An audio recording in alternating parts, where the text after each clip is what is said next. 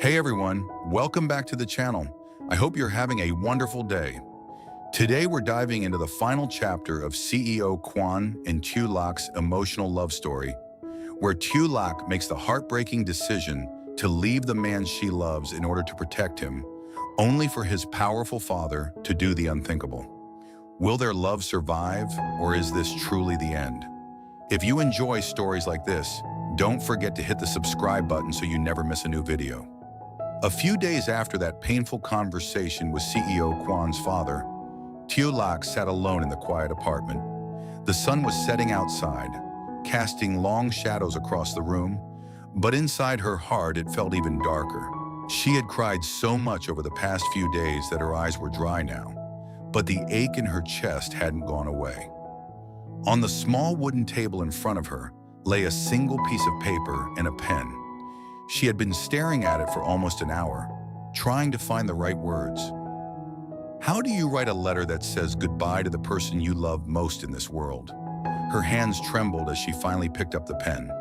CEO Quân, she wrote, the letters coming out shaky and uneven. I have to go because I love you too much. I can't let you lose everything. I'm sorry for being a burden to you. I just want you to be happy and keep everything you've built. I love you. I always will. She stopped there, unable to write more. The tears she thought had run out started falling again, landing on the paper and smudging the ink. She folded the letter carefully and placed it on the table, right next to the jacket CEO Quân often wore when he came home from work, the same jacket that still carried his scent. Tu Lac didn't pack much. Just a small bag with a few clothes and the most necessary things. She didn't want to take anything that would remind her too much of the life they had built here together. Before she walked out the door, she stopped and looked around the apartment one last time. This was the place where CEO Quân had taken care of her day and night after the hospital. This was where he cooked porridge for her, where he held her hand through the long nights, where he told her stories just to make her smile.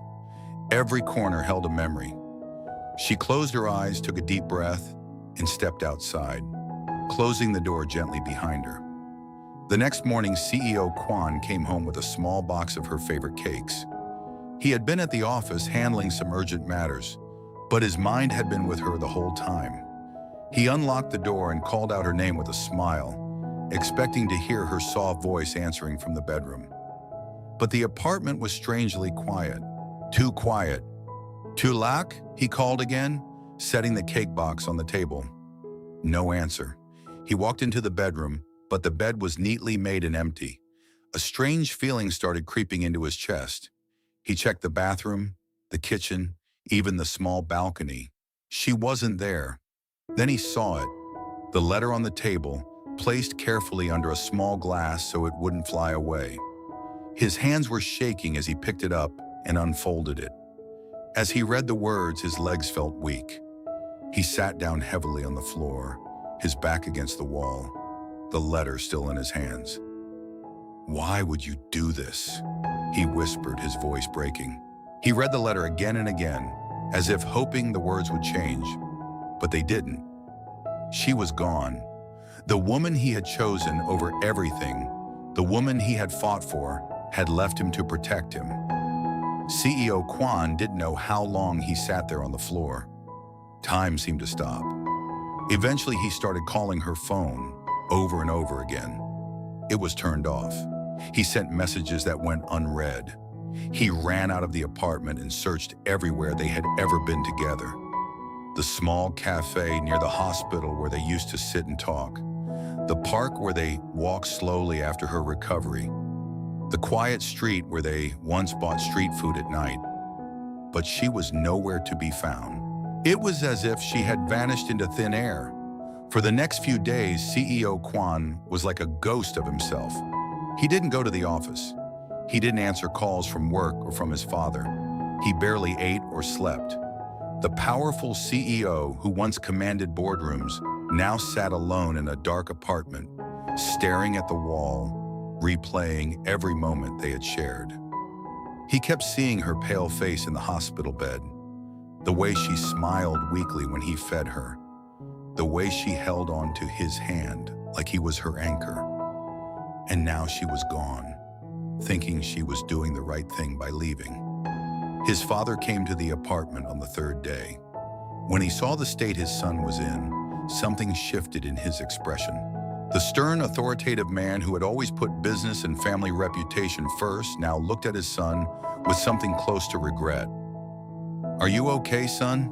he asked quietly, standing in the doorway. CEO Quân looked up at him with red, tired eyes. "I lost her, Dad," he said, his voice hoarse. "Right now, I have nothing left to lose." His father stood there in silence for a long time. He didn't talk about the company or the partnership with the Bien family.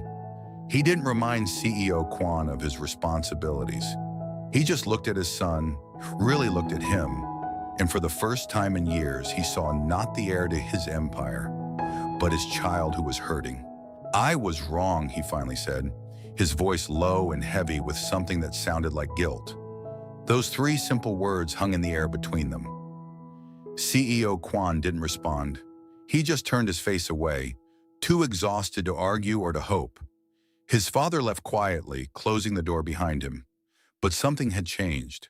The man who had once been so sure of what was best for his son was now questioning everything.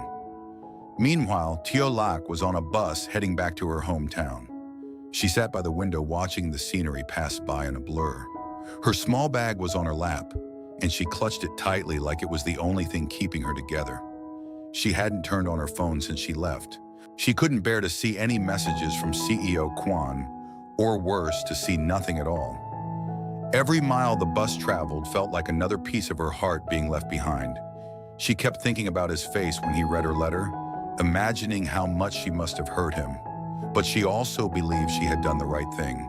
He deserved to keep his life, his future, everything he had worked so hard to build.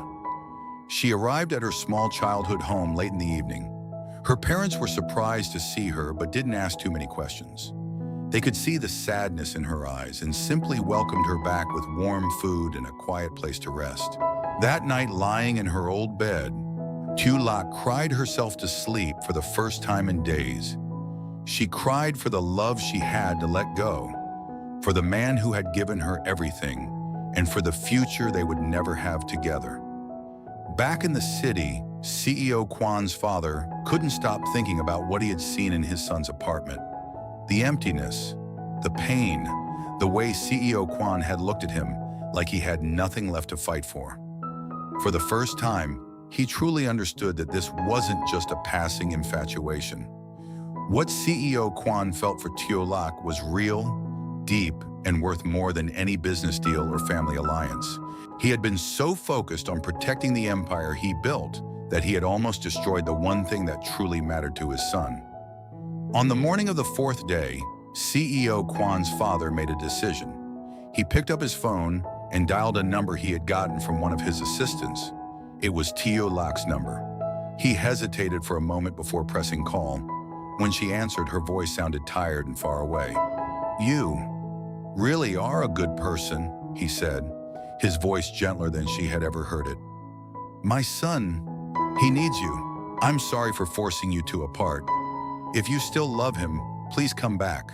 I won't stand in your way anymore." Tiểu sat up in her bed, her heart pounding. She couldn't believe what she was hearing. The same man who had threatened to take everything from CEO Quân was now asking her to come back. Tears filled her eyes as she tried to find her voice. Are you serious?" "I mean it," he replied. "Go back to my son. He's in a lot of pain."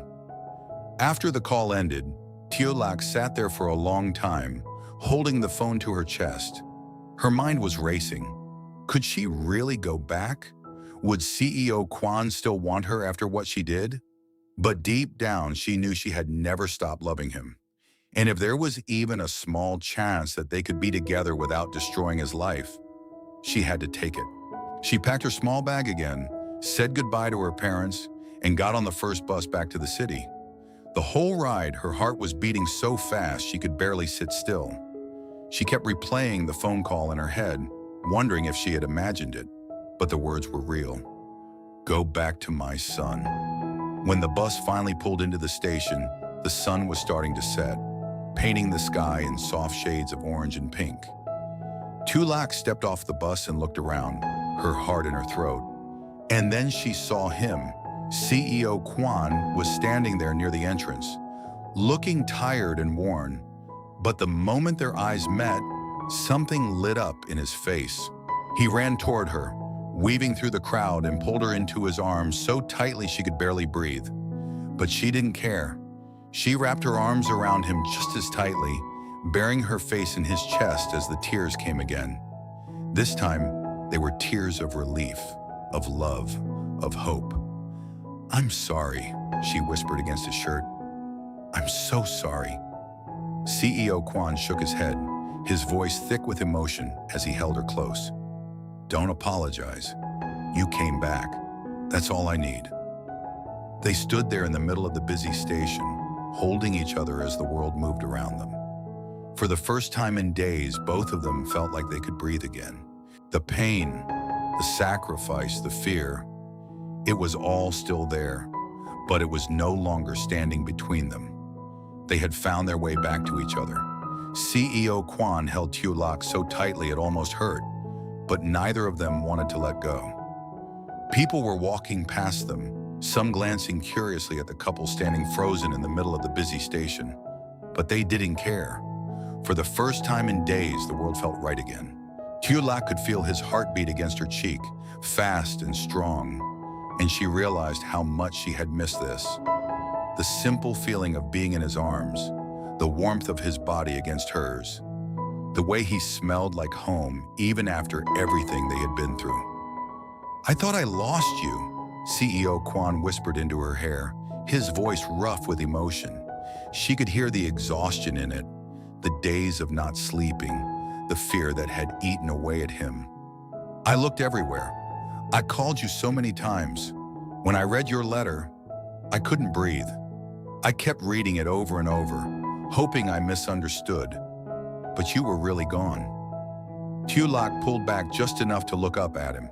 Her eyes were red and swollen, but there was a softness in them now that hadn't been there before. "I didn't want you to have to choose between me and everything you've built. I thought if I left, you would be okay. You would keep your company, your position, everything your father wanted for you. I didn't want to be the reason you lost it all." CEO Quân gently cupped her face with both hands, wiping away her tears with his thumbs. His touch was so careful, like she might break if he wasn't gentle enough. "Don't you understand? I already told you. Nothing matters more than you. The company, the money, the status. All of it means nothing without you by my side. I chose you from the beginning, and I still choose you now.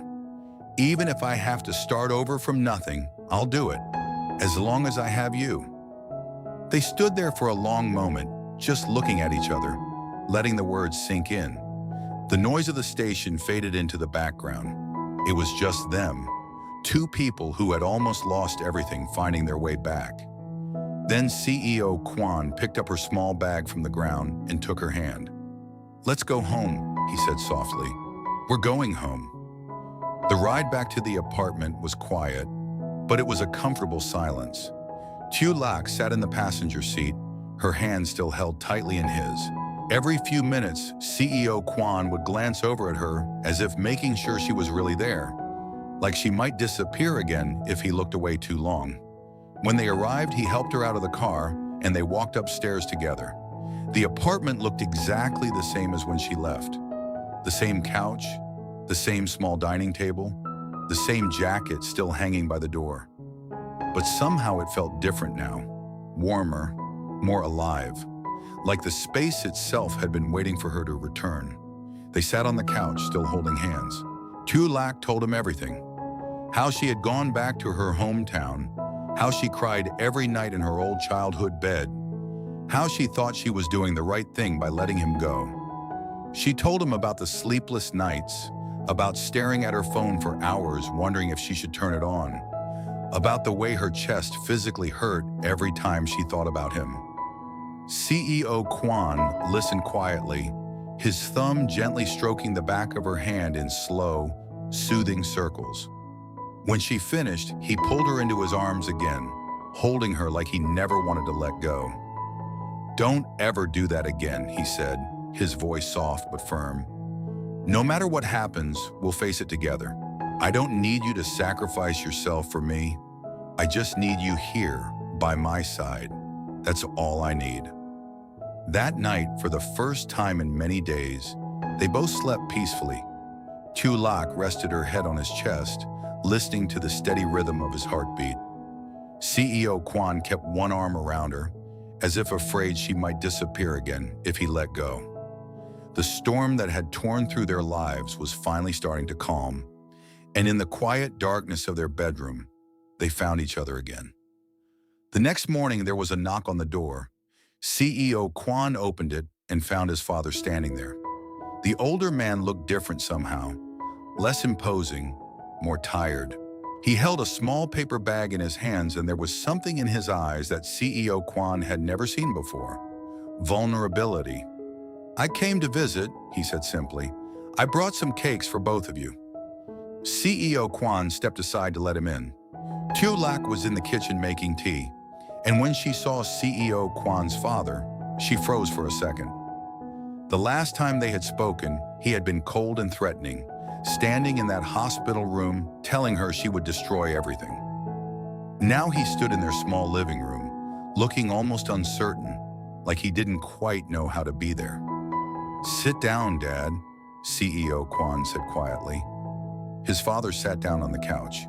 He placed the paper bag on the table and looked at both of them. The silence stretched for a moment before he spoke. "I was wrong," he said after a long pause. His voice was low, almost hesitant. "I thought I was protecting you. I thought I was protecting our family. I believed I knew what was best for my son. But I failed to see the most important thing. My son, he's truly happy when he's with you. Genuinely happy.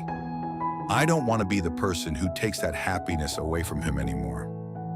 Tu sat down slowly across from him. She didn't know what to say. The man who had once told her she would destroy everything was now sitting in their home, apologizing. It felt surreal. "I'm sorry for forcing you," he continued, looking directly at Tu. "I said harsh things. I threatened you. That's not how a father should behave. If you still love my son, please stay by his side. I won't stand in your way anymore. I just want my son to be happy. That's all I want now." CEO Quân reached over and took Tu hand. He looked at his father, and for the first time in a long while, there was no anger in his eyes, only quiet understanding. "Thank you, Dad," he said simply. His father stayed for a while longer. They drank tea together in the small living room. The conversation wasn't long or dramatic, but it was real.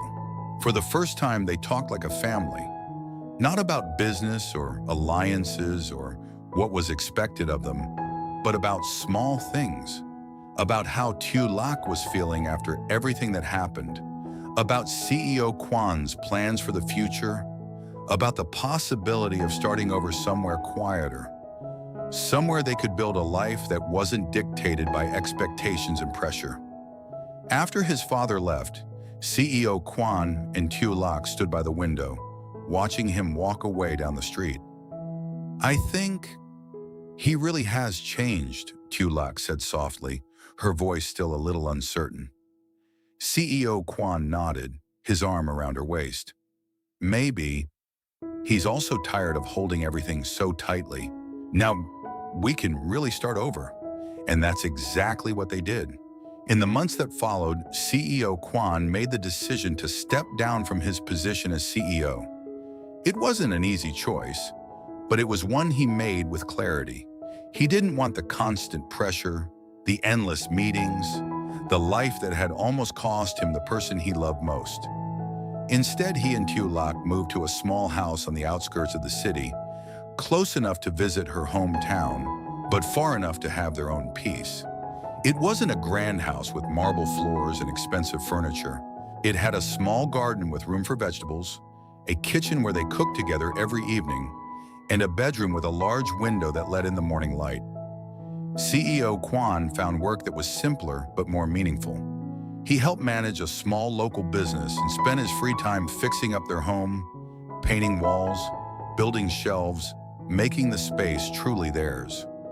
Tu Lac started teaching at a nearby school part-time, something she had always wanted to do, but never had the chance to pursue.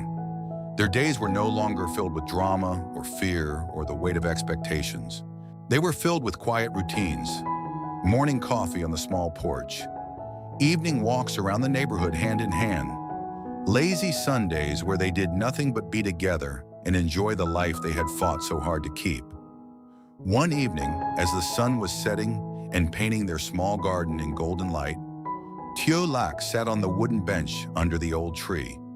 CEO Quân came out with 2 cups of tea and sat down beside her. He gently placed a hand on her growing belly and smiled, the kind of smile that reached his eyes and made him look younger, lighter. "Our child will grow up here," he said softly, "in a house that isn't too big, but filled with so much love.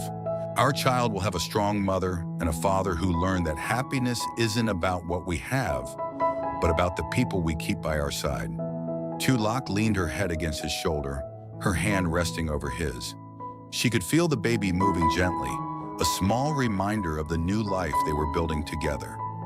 "I don't know what the future will bring," she whispered, "but I know we'll be together. No matter what happens, we'll face it together."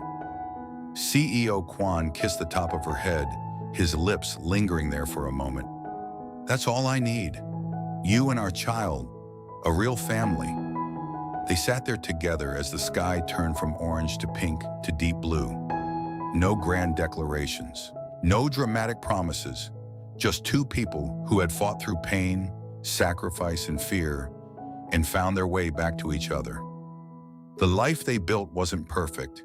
There were still challenges, still moments of doubt, still days when the past felt heavy, but it was theirs, and that was enough.